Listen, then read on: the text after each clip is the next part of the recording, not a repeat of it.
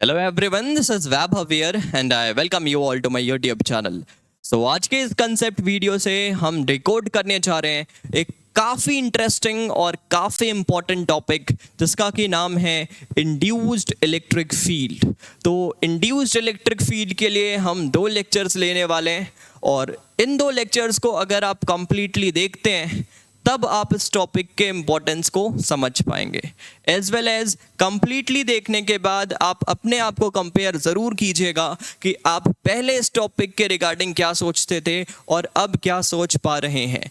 तो इसलिए मैं ऐसा बोल रहा हूँ बिकॉज इस लेक्चर के अंदर हम कोशिश करेंगे कि हर एक चीज़ के पीछे का आपको प्रॉपर लॉजिक, प्रॉपर रीज़न बताया जाए और साथ में बहुत सारे अच्छे एडवांस इलस्ट्रेशंस भी इंक्लूडेड आपको इन 2 लेक्चर्स के अंदर देखने को मिल जाएंगे। तो चलिए ज़्यादा समय ना लेते हुए लेक्चर पर आगे बढ़ते हैं और मैं लेक्चर शुरू करने से पहले अपने कोर्सेज़ के बारे में भी थोड़ा सा आपको इंट्रोड्यूस कराऊं कि अगर आप चाहते हैं कि इस तरह की इंटरेस्टिंग चीज़ें आप थ्रू आउट हर एक चैप्टर के अंदर पढ़ें तो आप हमारे ऐप को डाउनलोड कर सकते हैं जिसका कि लिंक आपको इस वीडियो के डिस्क्रिप्शन बॉक्स के अंदर मिल जाएगा। और जैसे ही आप ऐप डाउनलोड करते हैं तो आपको कुछ कोर्सेज देखने को मिलेंगे। तो अगर मैं JEE 2025 वाले बच्चों के लिए बात करूं तो मैकेनिक्स कंप्लीट हो चुका है, geometrical optics, wave optics, SHM waves ये भी कंप्लीट हो चुका है। कंप्लीट हो जाने का मतलब ये होता है कि हर एक चीज़ को प्रॉपर वे पे समझा दिया गया है और साथ में हमारे लेक्चर्स ही कुछ इस तरह से फ्रेम आउट किए गए हैं कि उसमें आपको इनफ प्रैक्टिस, क्वालिटी प्रैक्टिस आपको देखने को मिल जाएंगे। प्रैक्टिस 2 तरह के हो सकते हैं। कोई भी ऑर्डिनरी से क्वेश्चंस को भी अगर मैं 10 एक ही तरह के 10 क्वेश्चंस इंक्लूड कर दूं तो that is not called too much practice. Too much practice के बारे में मैं बात नहीं कर रहा हूँ, बट बहुत अच्छा क्वालिटी प्रैक्टिस आपको देखने को मिल जाएगा। अलग अलग वेराइटीज़ के क्वेश्चंस आपको लेक्चर्स के अंदर ही इंक्लूड किए गए हैं जिससे कि आपको नए नए अप्रोचेस समझ में आए। और अगर मैं अभी अपने ऑनगोइंग कोर्स के बारे में बात करूं, इलेक्ट्रोमैग्नेटिज्म बहुत ही प्यारा चल रहा है, ये बिल्कुल टॉप नॉच चल रहा है। हर एक चीज़ इसमें बहुत प्रॉपर वे पे कंप्लीट की जा रही है और साथ में जितने क्वेश्चंस के इम्पोर्टेंस है साथ में थ्योरी की भी उतनी इम्पोर्टेंस है। तो दोनों चीज़ को इक्वलाइज करते हुए बहुत प्रॉपर वे पे हमारे कोर्सेज चल रहे हैं। तो ये भी अबाउट टू कंप्लीट है, ये जब बिल्कुल ख़त्म ही होने वाला है। अबाउट 6 to 8 लेक्चर्स इसमें बचे हैं। तो इलेक्ट्रोमैग्नेटिज्म वाला कोर्स भी हमारा जनरली अभी कंप्लीट होने को ही है। फिर हमारे अपकमिंग कोर्सेज JEE 2025 एस्पिरेंट्स के लिए कुछ इस टॉपिक से रिलेटेड देखने को मिलने वाले हैं।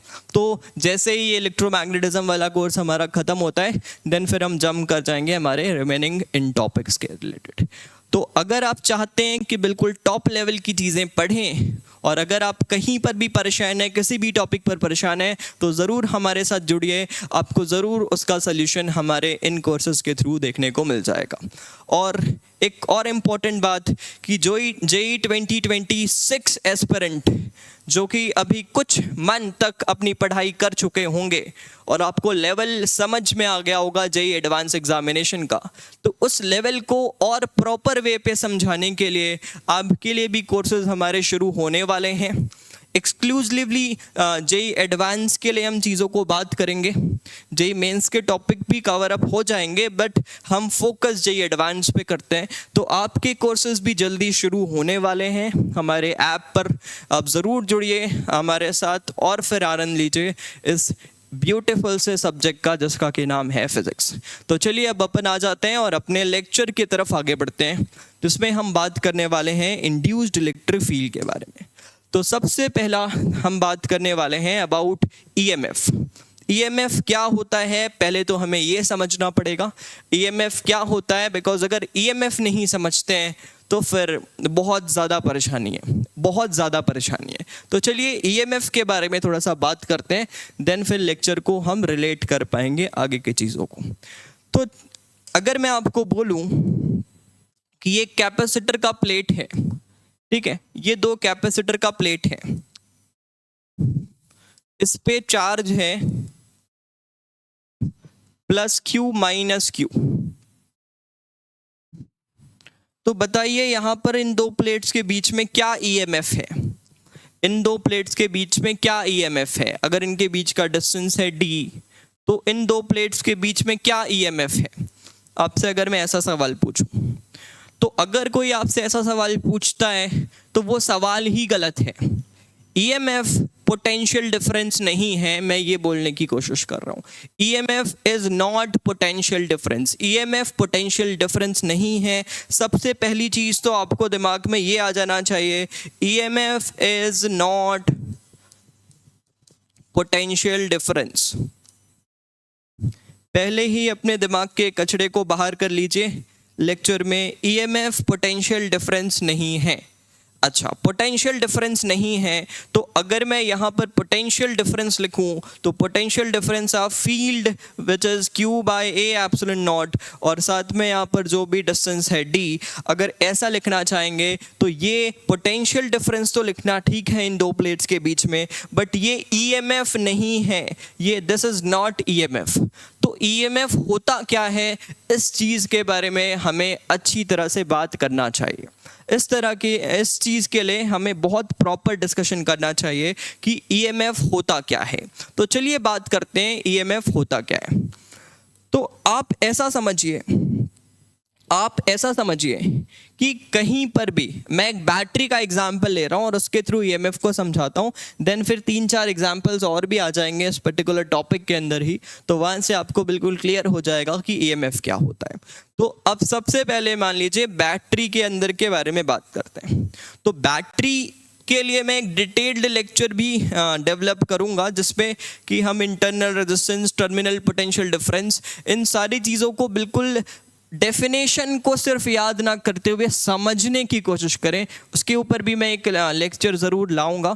मैंने अपने कोर्सेज के अंदर कवर अप किए हैं जिसमें अबाउट 45 मिनट्स मैंने इस चीज़ के बारे में बात की है कि एक्चुअल में बैटरी रिएक्शंस के बारे में बात नहीं किया हूँ, टाइम पास नहीं किया गया है, हर एक चीज़ को समझा गया है कि इंटरनल रेजिस्टेंस क्या होता है और फिर टर्मिनल पोटेंशियल डिफरेंस क्या होता है, वो किस वजह से आ रहा है। बहुत सारी बातें हैं जो कि हमने उस पर्टिकुलर टॉपिक में की है, बट फिलहाल अभी हमारे लिए जो इम्पोर्टेंट है मैं सिर्फ उसके बारे में बात करना चाहूँगा। तो आप याद रखिए कि यहाँ पर एक बैटरी के अंदर 2 इलेक्ट्रोड्स हैं और इन 2 इलेक्ट्रोड्स के साथ आपने यहाँ पर कुछ इलेक्ट्रोलाइट भरा हुआ है, इसमें कुछ इलेक्ट्रोलाइट भरा हुआ है, ठीक है, समझ में आया। इसमें कुछ इलेक्ट्रोलाइट भरा हुआ है और साथ में ये 2 इलेक्ट्रोड्स आपको देखने को मिल रहे हैं। अब इसमें एक इम्पॉर्टेंट बात समझिएगा, काफ़ी इम्पॉर्टेंट बात समझिएगा कि यहाँ पर इसके अंदर आपको अलग अलग आयंस देखने को मिलते हैं। आयंस कौन से हैं उनके बारे में अभी बात करने की ज़रूरत नहीं है, वो बैटरी में थोड़ा बहुत देखते हैं हम, बट फिलहाल समझिए कि इसके अंदर आयंस होते हैं।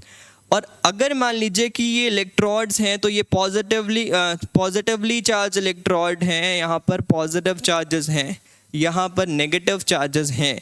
तो ये बात तो सही है कि अगर चार्जेस सेपरेटेड हैं, किसी वजह से चार्ज को अगर सेपरेट कर दिया गया है, तो आपको ये बात ज़रूर समझ में आ रही होगी कि यहाँ पर एक इलेक्ट्रिक फील्ड तो होगा ही होगा, यहाँ पर एक इलेक्ट्रिक फील्ड तो होगा ही होगा।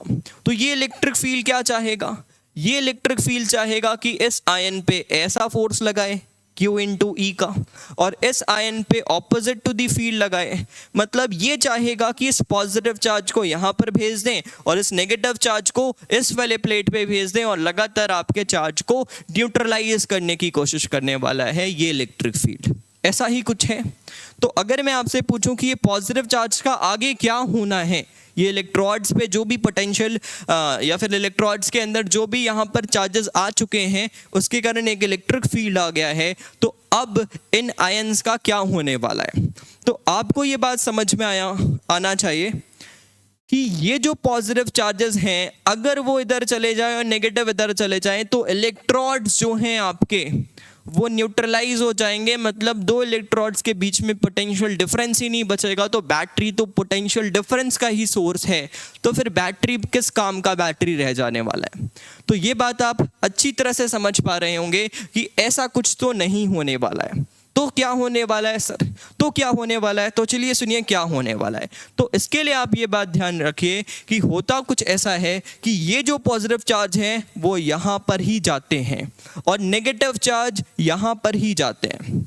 ऐसा क्यों बिकॉज यहाँ इसके अंदर ज़रूर एक कोई ड्राइविंग फोर्स है, एक ड्राइविंग फोर्स है जो कि इस पॉजिटिव आयन को उधर ले जाने का काम कर रहा है और नेगेटिव आयन को इस डायरेक्शन पर ले जाने का काम कर रहा है, फील्ड के ऑपोजिट ले जाने का काम कर रहा है। अब ये ड्राइविंग फोर्स कौन सा होता है, अगर ये पूछेंगे आप तो इसका जवाब नहीं है। अंदर रिएक्शंस हो रहे हैं और हम इस पे इंटरेस्टेड नहीं है कि रिएक्शन किस तरह का है जिसकी वजह से ये इधर से उधर जा रहे हैं। बट ये बात मैं बोल सकता हूँ कि अंदर कुछ केमिकल के फॉर्म पे एनर्जीज हैं, वो एनर्जी यहाँ पर कुछ वर्क कर रहा है जिसकी वजह से ये यहाँ पर जा रहा है और ये इस डायरेक्शन पे जा रहा है।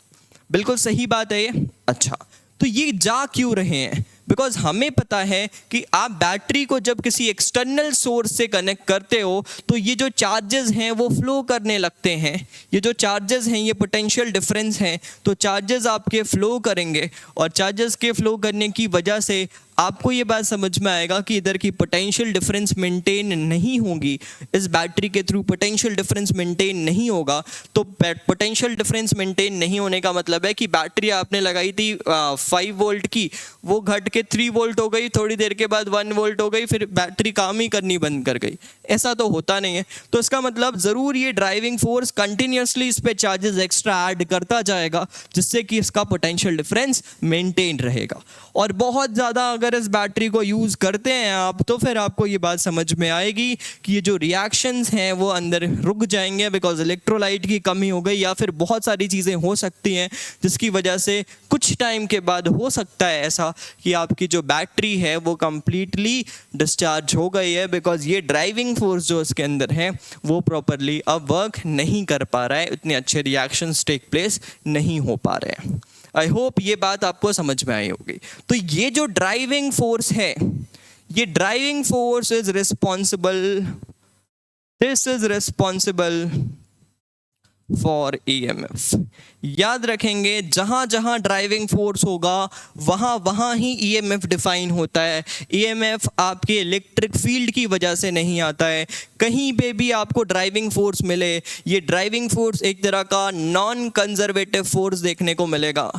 तो ये एक नॉन कंजर्वेटिव ड्राइविंग फोर्स आपको देखने को मिलेगा और ये ड्राइविंग फोर्स जो भी वर्क कर रहा है उससे रिलेटेड ही आपका ईएमएफ का टर्म होता है।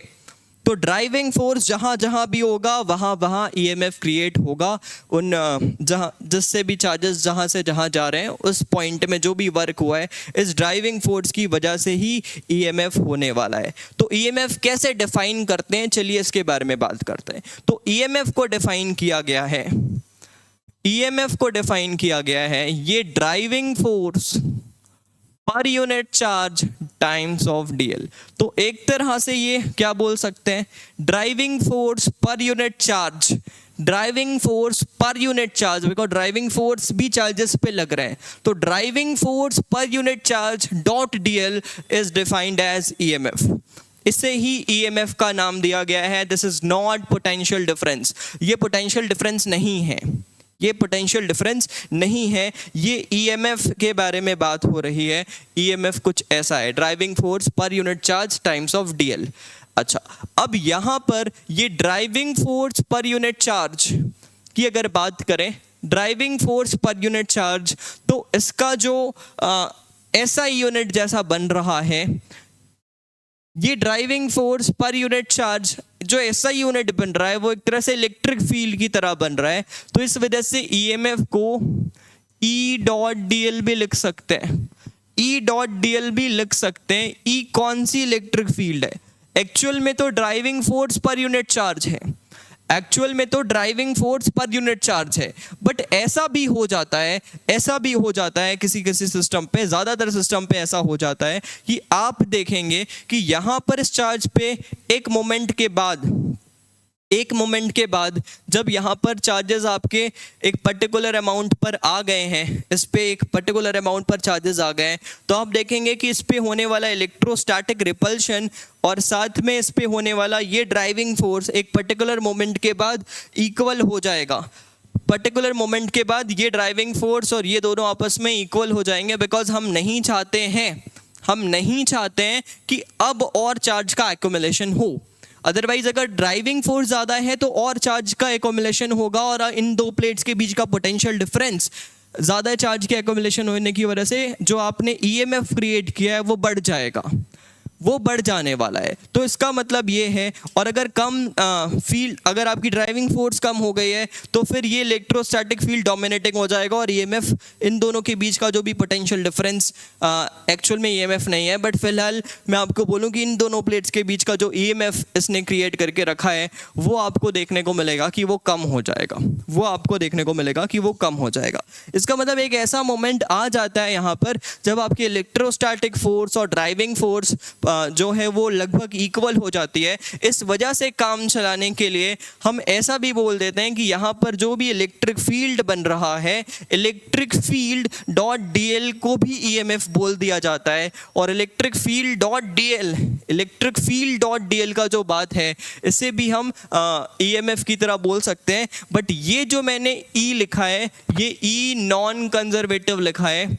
अभी आप इसको नॉर्मल वाले इलेक्ट्रिक फील्ड के साथ मत लिखिए, दो बहुत सारे केसेस में इक्वल हो जाएंगे, बिकॉज ये नॉन कंजर्वेटिव फोर्स और जो इलेक्ट्रिक फील्ड का फोर्स है, ये वाले कंजर्वेटिव इलेक्ट्रिक फील्ड का फोर्स है, ये जनरली बहुत सारे केसेस में इक्वल हो जाएंगे। इस वजह से रिजल्ट एक जैसे देंगे। बट मैं ये जो ई लिखा हूँ ये non conservative electric field dot DL लिखने की कोशिश कर रहा हूँ।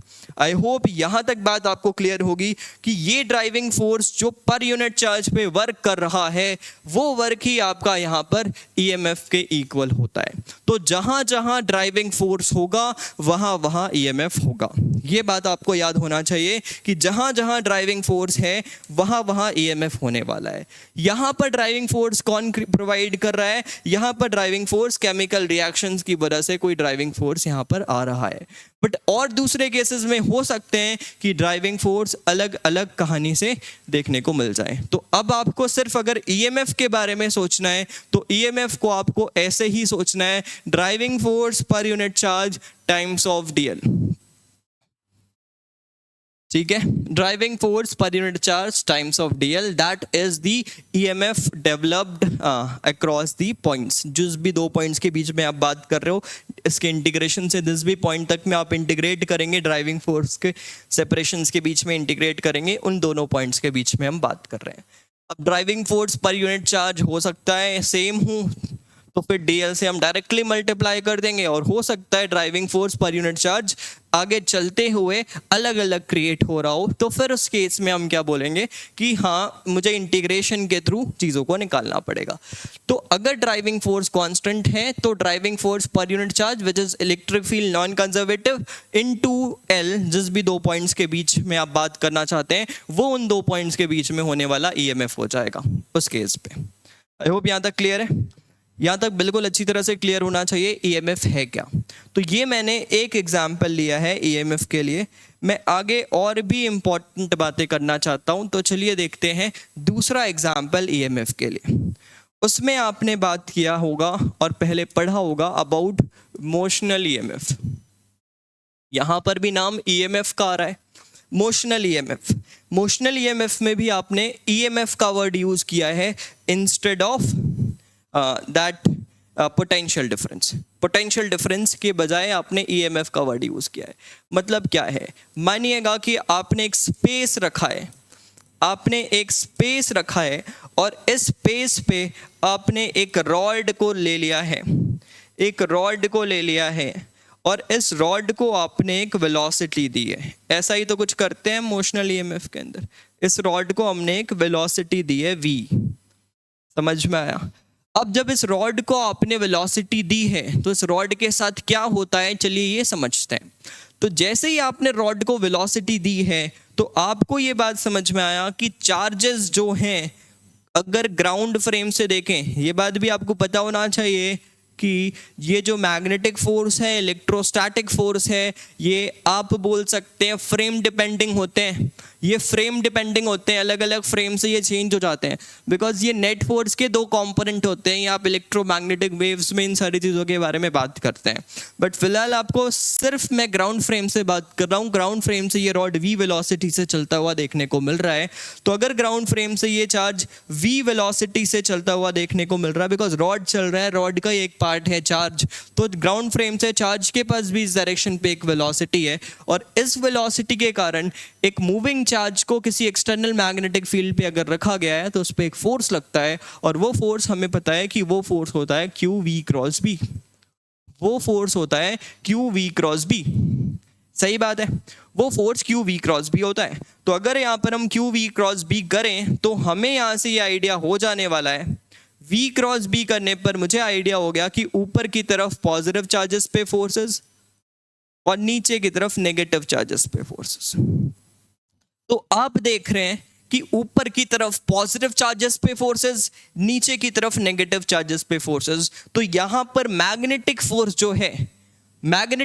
जो है, अब जैसे ही पॉजिटिव चार्ज ऊपर गया और नेगेटिव चार्जेस डायरेक्शन पे आया, तो चार्ज के एक्यूमुलेशन की वजह से यहां पर चार्ज जहां जहां सेपरेट होंगे, चार्ज जहां पर भी सेपरेट होंगे, तो चार्ज के सेपरेशन की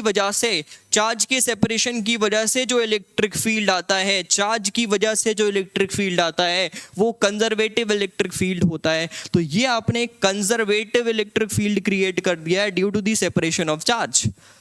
और ये कंजर्वेटिव इलेक्ट्रिक फील्ड आपने इस डायरेक्शन पे जो क्रिएट किया है, ये फाइनल मोमेंट पे आपको क्या देखने को मिलेगा कि इस डायरेक्शन पे जो ऊपर की तरफ क्यू वी बी लग रहा है और नीचे की तरफ जो क्यू ई लग रहा है, due to this conservative electric field, ये दोनों इक्वल हो जाते हैं। और क्यू वी बी को आप क्यू सी से इक्वेट करते हैं, क्यू इंटू ई सी से इक्वेट करते हैं, और यहाँ से क्यू क्यू कैंसिल करते हुए ई सी की वैल्यू वी इंटू बी लिखते हैं। और इस इलेक्ट्रिक फील्ड के थ्रू आप पोटेंशियल डिफरेंस का नाम दे देते हैं रॉड के अक्रॉस। तो ये ई सी आपका कंजर्वेटिव फील्ड है। अब कंजर्वेटिव फील्ड पे अगर दो पॉइंट्स के बीच में पोटेंशियल डिफरेंस लिखना है तो आप इसे लिख लेते हैं वी बी एल या फिर बी एल वी, जो भी।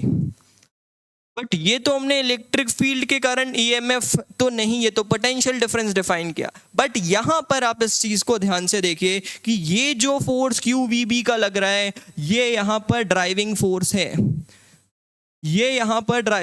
है, ये चार्ज को सेपरेट करने का काम कर रहा है। तो एक्चुअल में यहां पर रॉड के क्रॉस का ईएमएफ ये नहीं है, मतलब ऐसे नहीं निकालना चाहिए।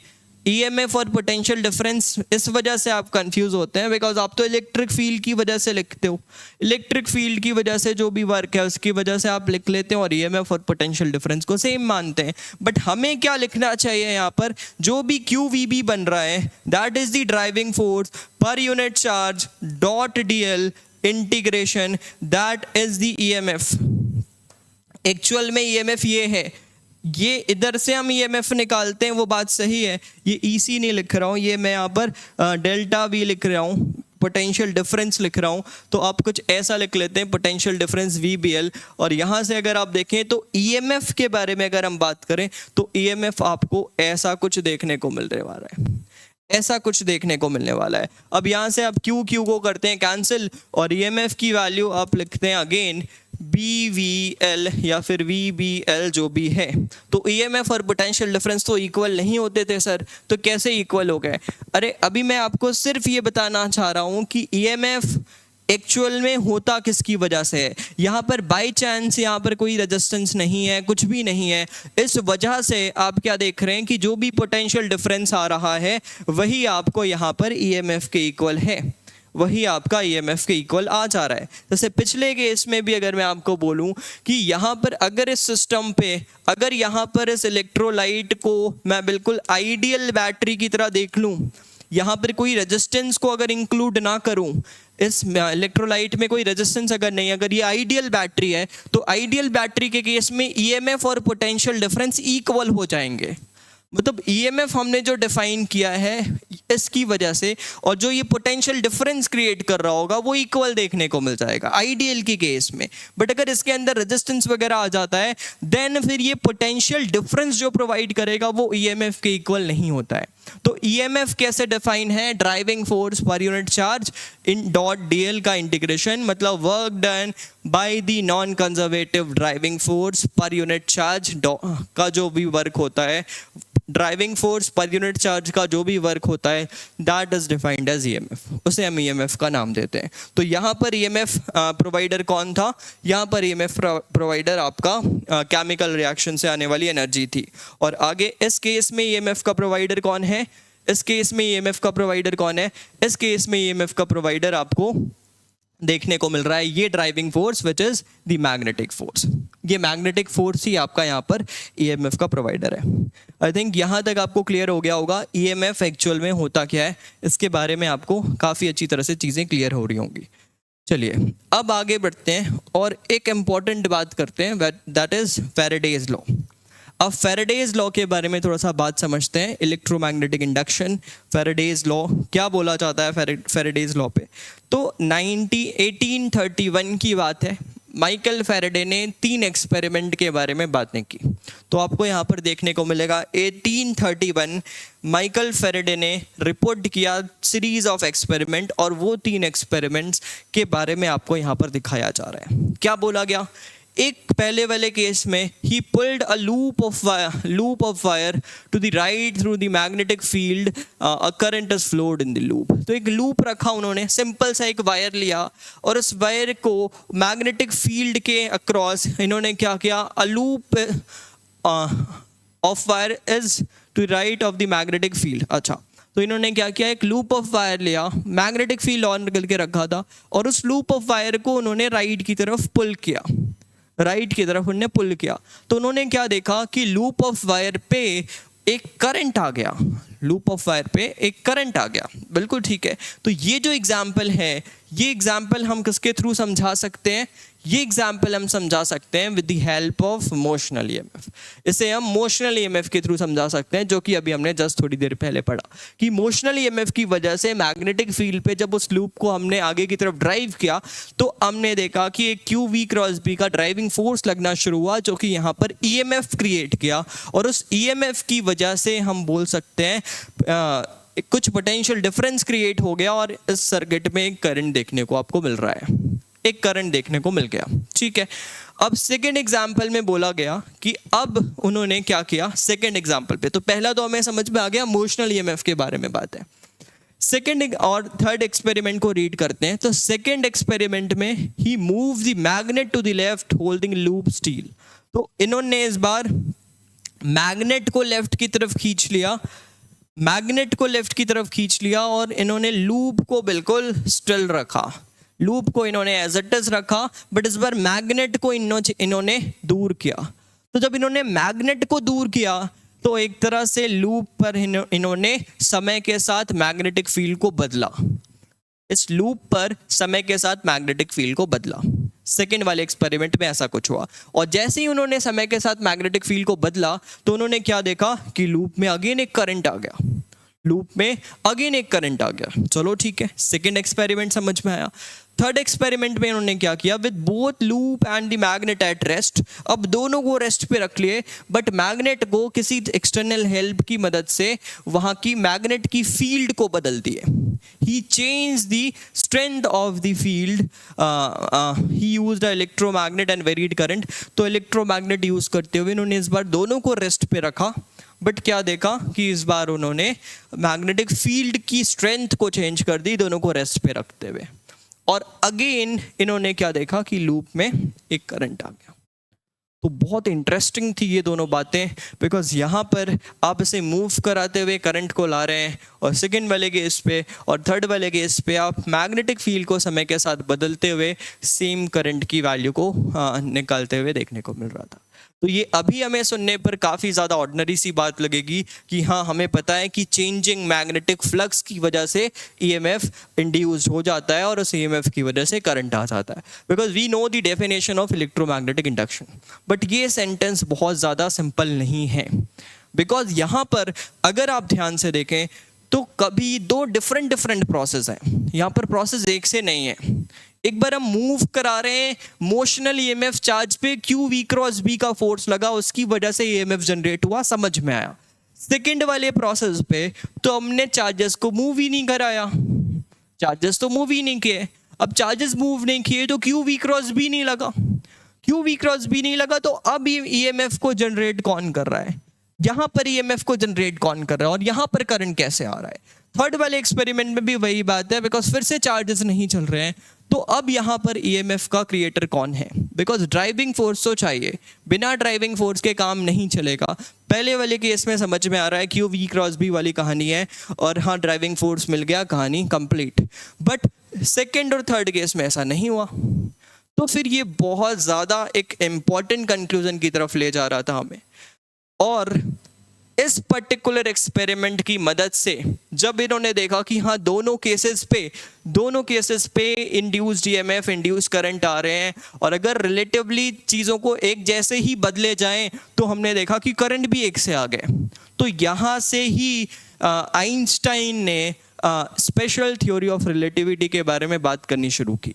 तो अगर आप कभी स्पेशल थ्योरी ऑफ रिलेटिविटी के बारे में पढ़ेंगे तो इसके फ्रंट पेज के पहले पैराग्राफ में आपको ये बात समझ में आएगी कि स्पेशल थ्योरी ऑफ रिलेटिविटी जब बनाया गया तो उसके पीछे का पर्पस यही था कि यहाँ पर ये दोनों जो चेंजेस देखने को मिल रहे हैं ये एक तरह के हैं, वो एक तरह के कुछ करंट यहाँ पर जो भी चेंजेस हैं, टाइम डायलेशन एंड ऑल, जो भी सारी चीज़ों के बारे में बात किया गया स्पेशल थ्योरी ऑफ रिलेटिविटी के अंदर, कॉन्ट्रैक्शन वगैरह जो भी बातें हैं, वो इस चीज़ को ही प्रूव करने के लिए बनाना शुरू किया गया। और फिर एट द एंड बताया गया कि हाँ due to this factor and that factor चीज़ें एक जैसी हो रही है। तो ये जो हम अभी पढ़ रहे हैं बहुत कंडेंस वर्जन है, क्रक्स के बारे में हम बात कर रहे हैं, ये कंडेंस वर्जन है एक काफ़ी कॉम्प्लिकेटेड स्टोरी का, एक काफ़ी कॉम्प्लिकेटेड स्टोरी का एक कंडेंस वर्जन है जिसके बारे में हम अभी फ़िलहाल बात कर रहे हैं हमारे सिलेबस के विदिन रहते हुए। अदरवाइज जब आप स्पेशल थ्योरी ऑफ रिलेटिविटी के बारे में बात करेंगे और उन सारी चीज़ों से इसको देखेंगे तो और भी इंटरेस्टिंग हो जाता है, बट वो समझना इतना आसान नहीं है और अभी समझना भी नहीं है हमें। तो ये बात हमें समझ में आई। तो अब सेकेंड और थर्ड एक्सपेरिमेंट में ऐसा क्या हुआ इसके बारे में हम थोड़ा और डिस्कशन करना चाहेंगे। सेकेंड और थर्ड एक्सपेरिमेंट में क्या हुआ इसके बारे में हम थोड़ा और बातें करना चाहेंगे। तो हमने सेकेंड और थर्ड एक्सपेरिमेंट में देखा, in second and third experiment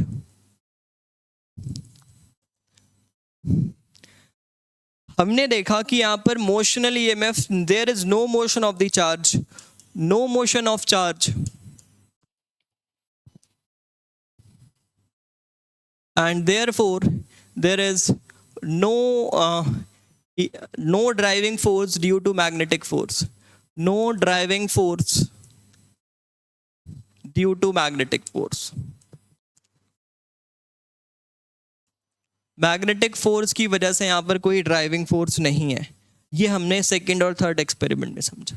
तो फिर यहाँ से क्या कंक्लूड किया गया और इसे कैसे समझाया गया ये समझिएगा। तो यहां से बोला गया, बहुत इंपॉर्टेंट लाइन लिखने जा रहा हूं, ध्यान से देखेंगे, कि टाइम वेरिंग मैग्नेटिक फील्ड,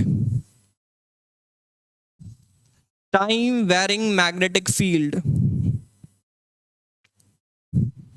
समय के साथ बदलने वाली magnetic field, time varying magnetic field क्या क्रिएट करता है, creates, time varying magnetic field creates induced electric field या फिर electric field. Time varying magnetic field create electric field. Electric field का मतलब ये है driving force per unit charge, normal वाले इलेक्ट्रिक फील्ड नहीं, driving force per unit charge. तो time varying field जहाँ जहाँ होगा वहाँ पर एक स्पेशल तरह की इलेक्ट्रिक फील्ड मतलब driving force per unit charge create हुआ होगा किसी कारण से। We don't have the reason कि ये क्यों हुआ, बट एक रीज़न तो ऐसे अभी फ़िलहाल नहीं बोल सकते कि ये फोर्स क्या है, बिकॉज हर चीज़ को ऐसे लिमिटेड सोर्स के साथ समझाना पॉसिबल नहीं है और ये पता भी नहीं होगा आपको कि ये एक्चुअल में क्या हुआ कि कैसा हुआ। बट ये बात ज़रूर समझ में आए कि टाइम वेरिंग मैग्नेटिक फील्ड जहाँ जहाँ होगा वहाँ वहाँ एक स्पेशल तरह की ड्राइविंग फोर्स क्रिएट होगी और वो driving force per unit charge को हम उसके एक इलेक्ट्रिक फील्ड की तरह देखेंगे और उस इलेक्ट्रिक फील्ड का नाम दिया गया, इस इलेक्ट्रिक फील्ड का नाम दिया गया इंड्यूस्ड इलेक्ट्रिक फील्ड। इसे नाम दिया गया इंड्यूस्ड इलेक्ट्रिक फील्ड। ये एक नॉन कंजर्वेटिव नेचर का फील्ड है, बिकॉज यहाँ पर जो फोर्स है, ड्राइविंग फोर्स, वो नॉन कंजर्वेटिव नेचर का देखने को मिलने वाला है।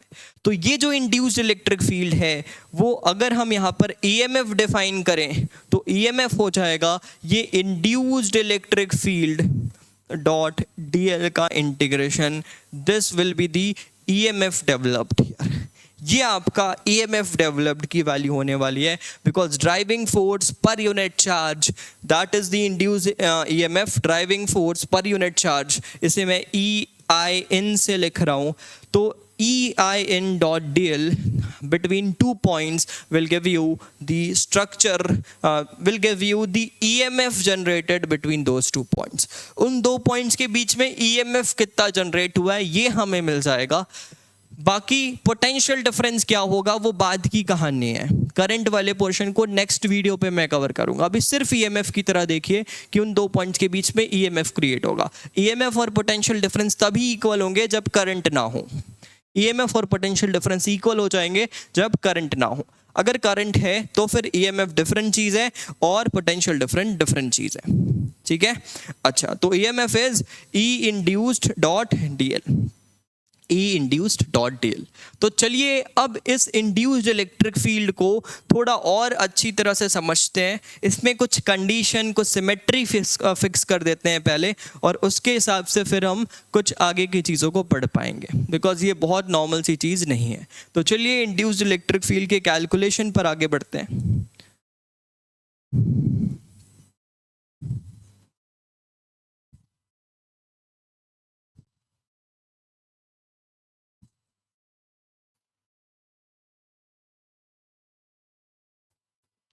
Calculation of induced electric field, इसके बारे में बात करेंगे। तो ये कैलकुलेशन मैं ऐसा नहीं लिख रहा हूँ कि ये हर जगह वैलिड है, नहीं, बहुत कुछ सिमेट्री देखते हुए हम चीज़ों को वैलिड करना चाह रहे हैं। समझिएगा क्या, मान लीजिए हम जो भी बात कर रहे हैं अभी वो एक सिलेंड्रिकल सर्कुलर रीजन पे मैग्नेटिक फील्ड रख रहे हैं, और इस सिलेंड्रिकल और सर्कुलर रीजन के मैग्नेटिक फील्ड को समय के साथ चेंज करेंगे।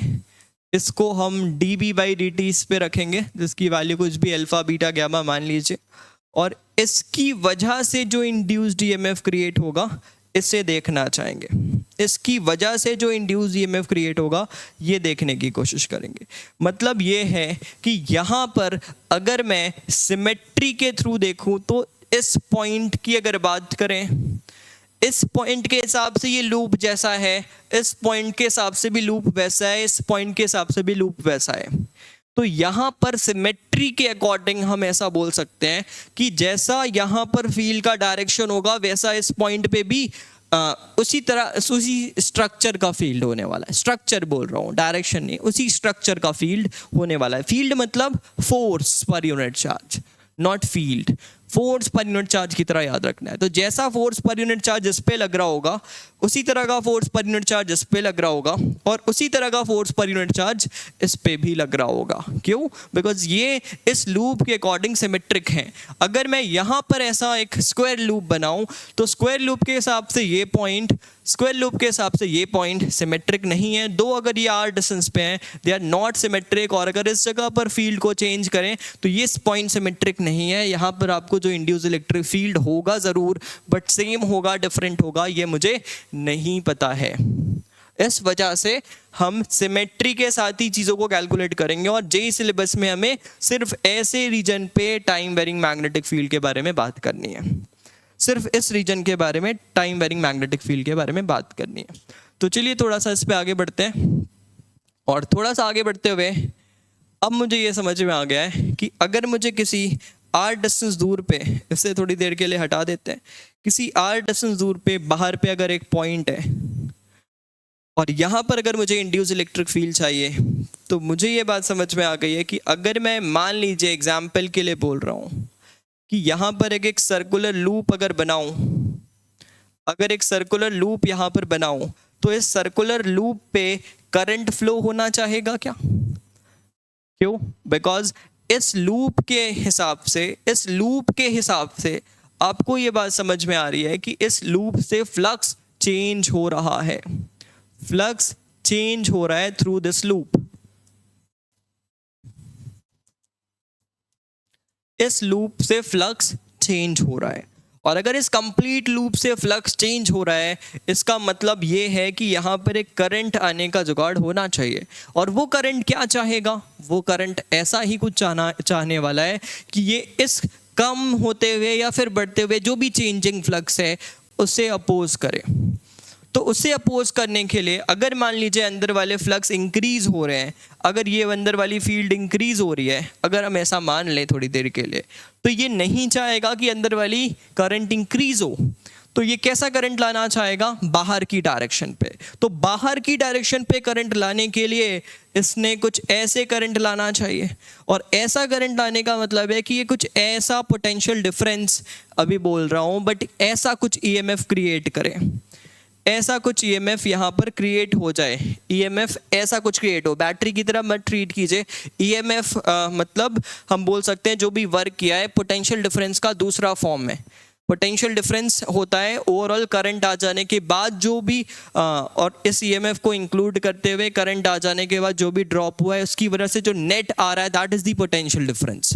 और ईएमएफ है आपका ड्राइविंग फोर्स के वर्क की वजह से, ड्राइविंग फोर्स के वर्क की वजह से। तो अगर हम ऐसा करंट चाहते हैं तो मुझे पता है कि जो चार्जेस हैं उस पे टेंजेंशियल फोर्स, ड्राइविंग फोर्स लगना चाहिए, तभी वो इस डायरेक्शन पे मूव करेंगे इस लूप के अकॉर्डिंग, और तब जाकर इस पे आप बोल सकते हैं कि ईएमएफ क्रिएट होगा। तो ड्राइविंग फोर्स इस पे टेंजेंशियल आना चाहिए। और इस लूप में अगर मुझे करंट चाहिए तो मुझे ये बात समझ में आ गई है कि इसके अकॉर्डिंग अगर इस पे टेंजेंशियल फोर्स आ गया है, इस पे टेंजेंशियल फोर्स आ गया है, तो मुझे ये समझ में आ गया कि हर जगह टेंजेंशियल फोर्स ही आएगा बिकॉज सिमेट्रिक है। तो इस वजह से ये driving force per unit charge जो है वो ऐसा है, या फिर इंड्यूस इलेक्ट्रिक फील्ड इस पॉइंट पे कुछ ऐसा बना है।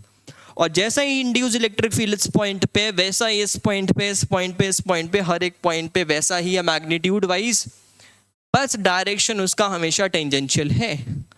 इस पर्टिकुलर सिस्टम के लिए हमेशा टेंजेंशियल है। और अगर ये टेंजेंशियल वाली डायरेक्शन पे हमने जो भी इंड्यूस्ड इलेक्ट्रिक फील्ड ड्रॉ किया है, तो इस इंड्यूस्ड इलेक्ट्रिक फील्ड की वजह से, इस इंड्यूस्ड इलेक्ट्रिक फील्ड की वजह से ईएमएफ जनरेट होगा।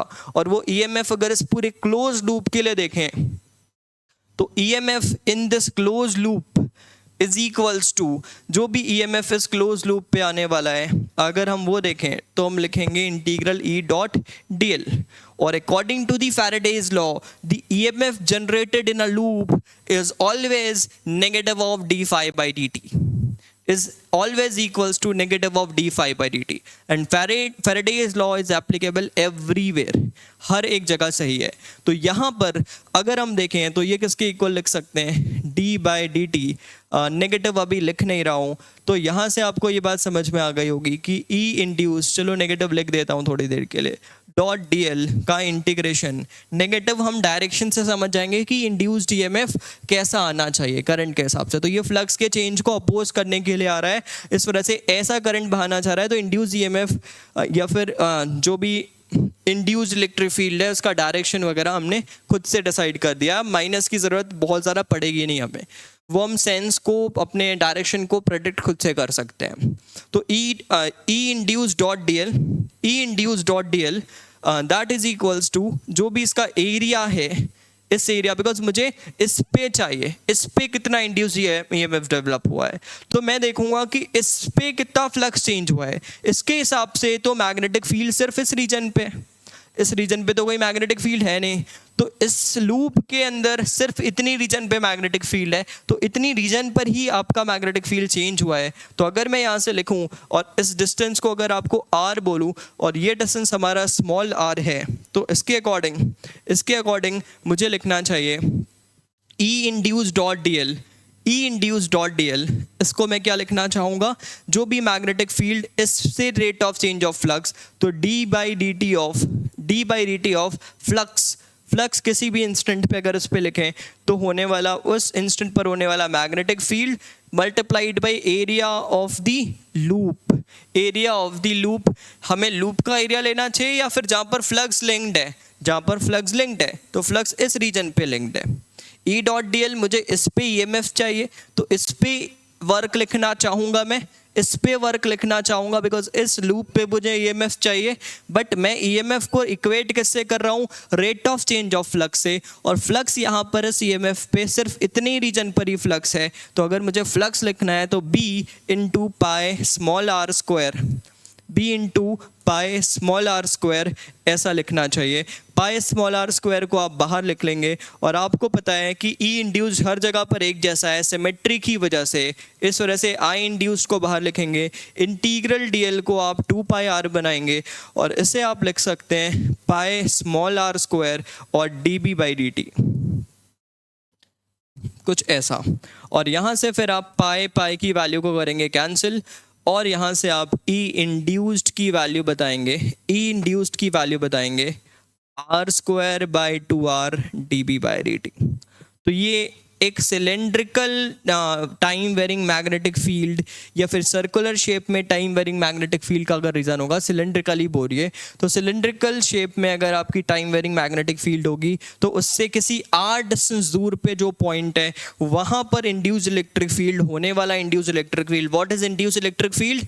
Induce electric field is basically the force experienced by charge per unit charge due to the driving force, that is the induced electric field। तो driving force per unit charge is the induced electric field। वो होने वाला induced electric field आपको इतना देखने को मिलने वाला है। ये EMF लिखा था हमने, EMF को d phi by dt से इक्वेट किया, और यहाँ से हम induced electric field की वैल्यू देके, और इलेक्ट्रिक फील्ड का डायरेक्शन कैसे डिसाइड करेंगे? डायरेक्शन आपको पता है कि आपको ऐसा कुछ, आप बोल सकते हैं ऐसा कुछ यहाँ पर चीज़ें को देखना है, ऐसा कुछ करंट चाहिए, तो उस हिसाब से हमने फोर्सेस वगैरह की वैल्यू देख ली। अब याद रखिएगा यहाँ पर इसके लिए कभी भी पोटेंशियल डिफरेंस नहीं डिफाइन है, इसके इस फील्ड की वजह से, ये इस इलेक्ट्रिक फील्ड की वजह से पोटेंशियल डिफरेंस नहीं डिफाइन है। बिकॉज अगर मैं बोलूँ कि इस पॉइंट का पोटेंशियल बताओ, इस पॉइंट का पोटेंशियल बताओ, तो नॉर्मल इलेक्ट्रिक फील्ड होता तो मैं कैसा भी घूमता, इस पे कितने भी राउंड लेता, मेरे हिसाब से यहाँ पर जो पोटेंशियल होता वो हमेशा एक सा ही आता, कितने भी राउंड लेता मैं। यहाँ से शुरू करते हुए मान लो यहाँ तक कितने भी राउंड लूँ मैं, मुझे ये बात समझ में आ रही है कि ई डॉट डी एल की वैल्यू मुझे वही मिलेगी।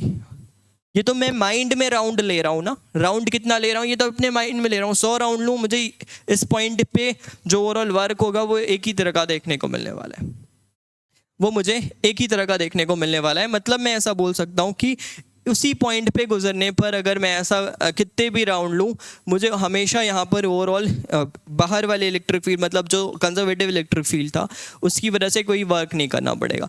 बट यहाँ पर तो आप हर बार जितनी बार राउंड लोगे, अलग अलग पाथ से आओगे, हर बार अलग अलग चीज़ें डिफाइंड, अलग अलग वर्क हो जाएगा, फील्ड अलग अलग है, कंजर्वेटिव नहीं है। इस वजह से आप इसकी वजह से, इस इंड्यूस इलेक्ट्रिक फील्ड की वजह से कभी भी पोटेंशियल डिफाइन नहीं करेंगे किसी पॉइंट का। Potential is not decided by this induced electric field. ये बात क्लियर है? अच्छा, चलिए आगे बढ़ते हैं और इनसाइड पॉइंट पे फील्ड निकालने की कोशिश करते हैं। किसी इनसाइड पॉइंट पे फील्ड निकालने की कोशिश करते हैं। तो मान लो ये आपका फिर से वही हो गया, फिर से वही रीज़न हो गया। अब अंदर वाले पॉइंट पे कहीं फील्ड निकालना है, तो मैं इसको ही थोड़ा सा एनलार्ज किया जहाँ पर टाइम वेरिंग फील्ड है, और यहाँ पर मान लीजिए फिर से सिमेट्री वगैरह सारी चीज़ें हैं।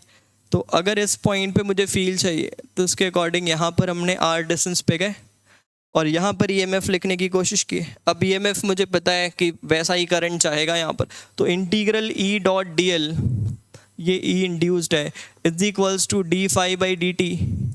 नेगेटिव साइन अपने हिसाब से लगा लेंगे, उसका कोई रीज़न नहीं है। आप ये चीज़ समझ रहे हैं, integral E dot D L, E यहाँ पर मुझे पता है कांस्टेंट होगा, डी एल बन जाएगा। इस लूप के थ्रू मुझे लिखना है, इस लूप पे वर्क लिखना है मुझे इस नॉन कंजर्वेटिव फोर्स का। इस वजह से इस पूरे लूप में चलना है मुझे ऐसे, इस पूरे लूप में चलना है मुझे ऐसे। तो इन ई इंटू 2 पाई आर मैं क्लोज इंटीग्रल करना चाह रहा हूँ, बिकॉज मैं इस पूरे यहाँ से लेके यहाँ तक इस लूप के अंदर पे जो फ्लक्स चेंज हुआ है इसकी बात कर रहा हूँ। तो मैं इस पूरे लूप में क्या ईएमएफ आया अगर वो देखना चाहता हूँ, तो मैं इस पूरे लूप में घूमना चाहूँगा और ये से इक्वेट करूँगा d phi by D t से। और यहाँ पर अगेन अगर आप d phi by D t लिखेंगे तो pi small are square, because इस लूप के अंदर जो भी फ्लक्स चेंज हुआ वो सिर्फ इस रीजन से हुआ, वो सिर्फ इस रीजन से हुआ, इस वजह से हम क्या लिखेंगे D phi by D T. तो pi small are square D B by D T. यहाँ से आप पाई पाई को करोगे कैंसिल, एक आर और एक आर को करोगे कैंसिल, और ई इंड्यूस्ड की वैल्यू आप लिखेंगे r by two d B by D T. That is the induced electric field at any inside point. ये अंदर पर होने वाले किसी पॉइंट पर होने वाला इंड्यूस्ड इलेक्ट्रिक फील्ड है, और दूसरा जो मैंने दिखाया वो किसी बाहर वाले पॉइंट पर होने वाला इंड्यूस्ड इलेक्ट्रिक फील्ड है। दोनों रिजल्ट हमारे लिए इंपॉर्टेंट है, बिकॉज हमारे सिलेबस में सिर्फ यही वाले आपको इंड्यूस्ड इलेक्ट्रिक फील्ड देखने को मिलने वाले हैं। डायरेक्शन आपको पता चल गया है इंड्यूस्ड इलेक्ट्रिक फील्ड का, तो ये रिजल्ट हमारे लिए इंपॉर्टेंट है, और ये रिजल्ट भी हमारे लिए इंपॉर्टेंट है। तो ये दोनों रिजल्ट हम याद रखेंगे, ये दोनों रिजल्ट याद रखेंगे। चलिए आगे बढ़ते हैं, आगे बढ़ते हैं, कुछ और इम्पॉर्टेंट बातें यहाँ पे करेंगे। तो फील्ड आपको देखकर समझ में आ रहा है कि अंदर पे बाहर पे जो फील्ड है वो आपके बाहर पे जो फील्ड आई है, तो यहाँ से pi small are square, pi small are square और साथ में 2r इस तरह से देखने को मिल रही है। अंदर पे जो फील्ड आई है अगर उसकी बात करें, अच्छा मैंने यहाँ पे शायद आर को चेंज किया ना, देख लीजिएगा थोड़ा सा इसको समझ लीजिए प्रॉपर। ये r और r, बिकॉज मुझे यहाँ पर 2 पाई r इस पे घूमना है, तो that should be 2 pi r, और यहाँ पर जो है पाई r स्क्वायर। ठीक है, ये तो आप समझ ही रहे होंगे क्यों लिख रहा हूँ पाई आर स्क्वायर, ये आप समझ ही रहे होंगे क्यों लिख रहा हूँ, बिकॉज फ्लक्स का चेंज, फ्लक्स इस रीजन पे, मैंने इस रेडियस को आर लिया था, मैंने रेडियस को माइंड में गलत सोच लिया। तो आई थिंक ये बात सही है। आपको यहाँ से जो रिजल्ट देखने को मिलेगा उसको मैं आर के फॉर्म पे प्रॉपर अगर लिख लूँ तो क्या होने वाला है, ये आर स्क्वायर इधर रहेगा और 2r इधर रहेगा। तो आप देख सकते हैं जैसे जैसे दूर जाएंगे इंड्यूस इलेक्ट्रिक फील्ड कम होता जाएगा, जैसे जैसे दूर जा रहे हैं इंड्यूस इलेक्ट्रिक फील्ड कम होता जाएगा, और इस रिजल्ट पे देख रहे हैं कि इंड्यूस इलेक्ट्रिक फील्ड r के साथ बढ़ रहा है। मतलब अंदर पे अगर आप देखें तो यहाँ पर आपको कुछ बाद में इधर लाइंस क्लोज होते हुए दिखेंगे, और दूर पे जैसे जैसे दूर जाओगे लाइंस आपको दूर होते हुए देखने को मिलेंगे। तो ये फील्ड लाइंस की तरह बना रहा हूँ, बट आपको ये बात समझ में आ रही है कि ये इलेक्ट्रिक फील्ड एक्चुअल में है नहीं, बट फील्ड लाइंस की तरह आप इसको याद रख सकते हैं कि अंदर में आपका जो फील्ड है वो क्लोज, जैसे जैसे आप सरकमफेरेंस तक जा रहे हो तब तक आपकी फील्ड की वैल्यू बढ़ रही है, उसके बाद आपकी इन्वर्सली वैल्यू हो गई है। ठीक है, यहाँ तक बातें क्लियर हो जानी चाहिए, क्या बोलने की कोशिश कर रहा हूँ। चलिए अब आगे बढ़ते हैं और थोड़े से ईएमएफ वगैरह के बारे में और बात करेंगे, ईएमएफ वगैरह के बारे में और बात करेंगे।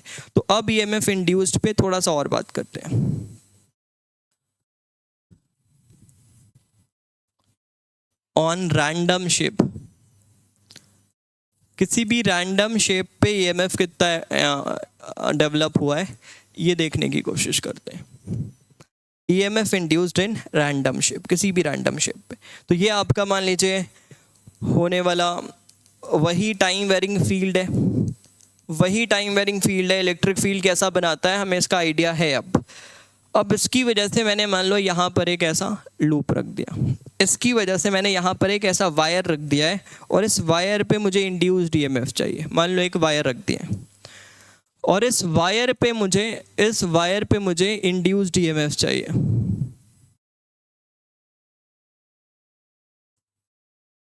इस वायर पे इंड्यूस्ड ईएमएफ चाहिए, मतलब ए और बी पॉइंट के बीच में होने वाला इंड्यूस्ड ईएमएफ मुझे चाहिए।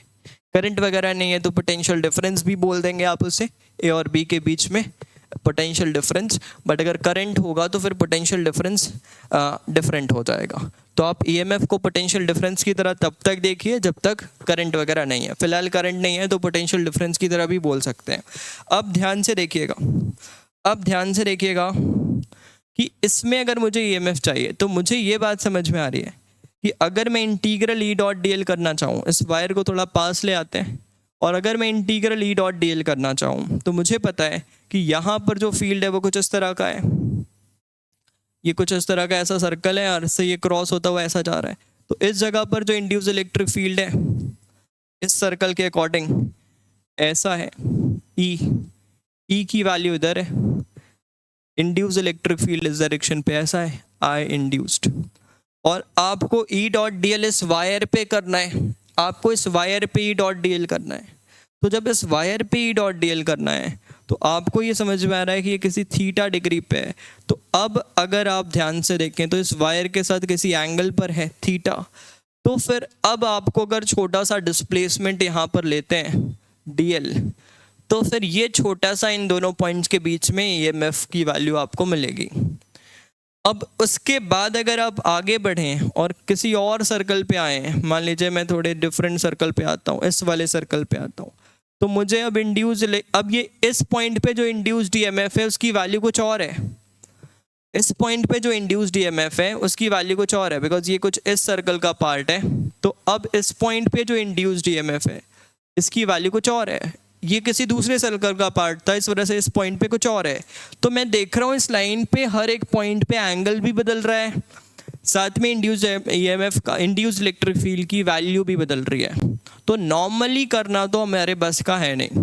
नॉर्मली करना तो यहाँ पर ईएमएफ क्या डेवलप हुआ इस रॉड पे, ये बात, बिकॉज ईएमएफ डेवलप मतलब force per unit driving force. तो जो force per unit driving force per unit charge की जो वैल्यू है वो हर पॉइंट पे अलग अलग है। तो जब आप पूरा उसका वर्क निकालोगे तो वो वर्क आपको नॉर्मली निकालने के लिए ड्राइविंग फोर्स कैसे चेंज हो रहा है वो भी पता होना चाहिए। बट फिलहाल हमें बहुत अच्छी तरह से आइडिया नहीं है कि वो कैसे चेंज हो रहा है। तो इस वजह से नॉर्मली करने में परेशानी आएगी। कर सकते हैं, आगे करके मैं दिखाऊंगा एक आधे सिमेट्रिक सिस्टम पे, बट करना थोड़ा मुश्किल है। तो फिर क्या करें ये सुनिएगा।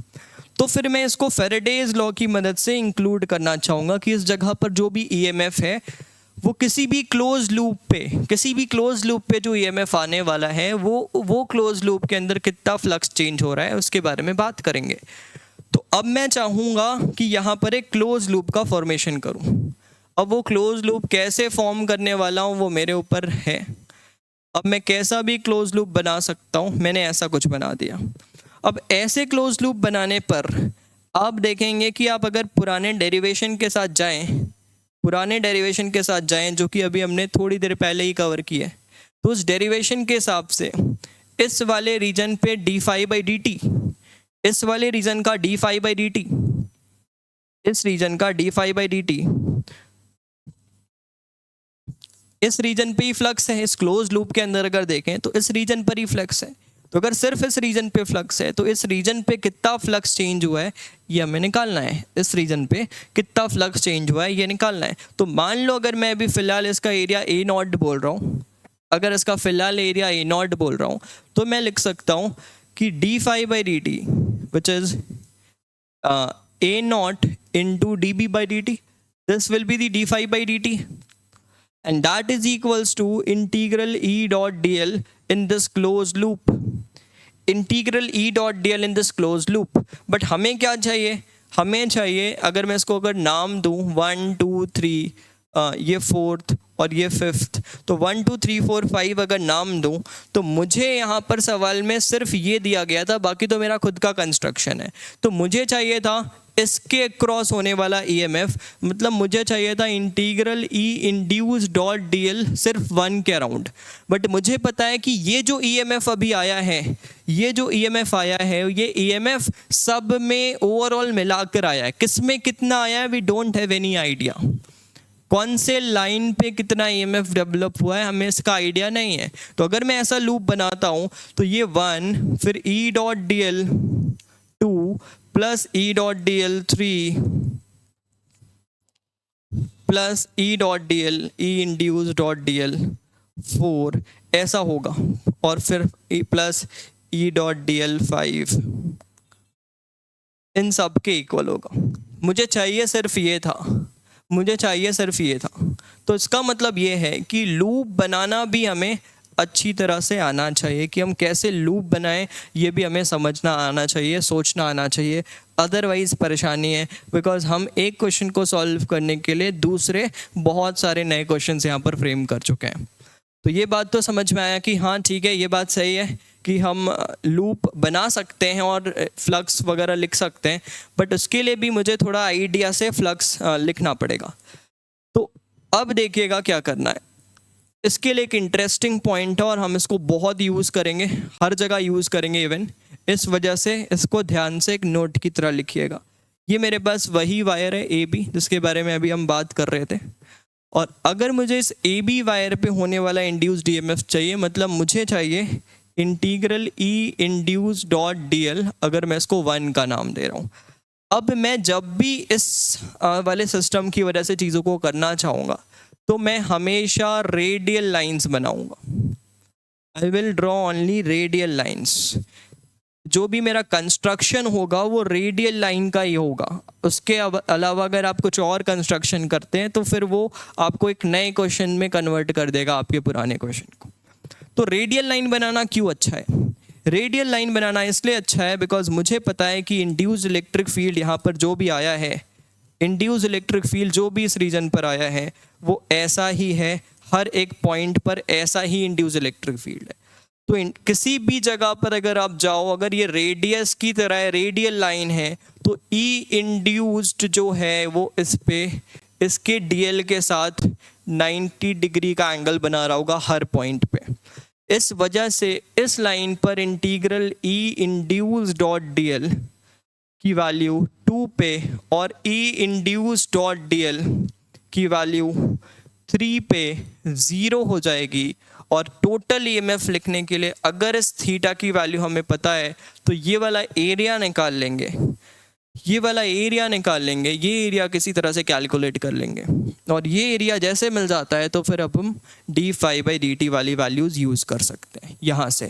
तो देखिएगा यहाँ से मैं लिखूँगा E induced dot D L 1 plus E induced dot D L 2 plus E induced dot D L 3 that is equals to D phi by D T, that is equals to D phi by D T.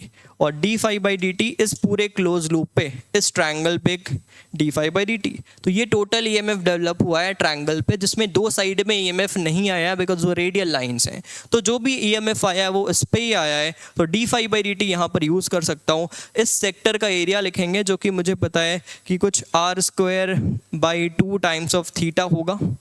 ये angle अगर theta है तो लिखेंगे r square by 2 times of theta into d B by D T.